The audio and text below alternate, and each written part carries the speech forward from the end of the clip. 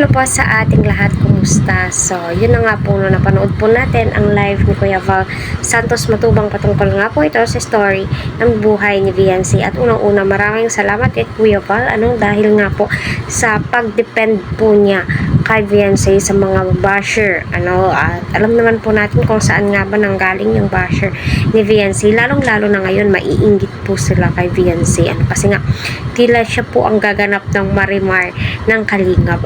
Pwede kasi nga kita naman po natin napakaganda nga po ni Viancy.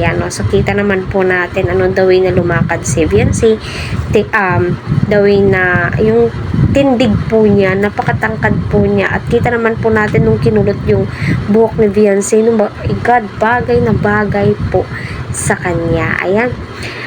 Naway patuloy po natin suportahan si Kuya Val at Kalingap Prab, at marami pong salamat sa mga nag-subscribe sa aking channel.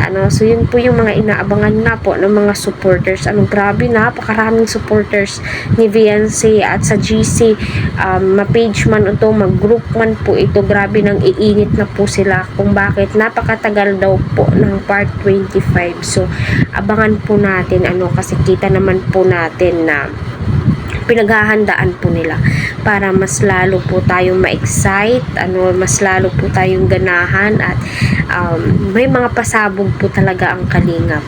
Grabe po yung suporta po nila kay Viancy, at ramdam na ramdam po natin kaya super thankful po itong si Viancy na andyan nga po ang Kalingap. Grabe, masasabi mo po talagang nabago po talaga ang buhay nila Viancy simula ng lingapin nila Kalingap Prab. Lalong-lalo na po ngayon na tila ba siya'y gaganap po sa Marimar. Pwede, my God, diba? Kaya abangan po natin ito.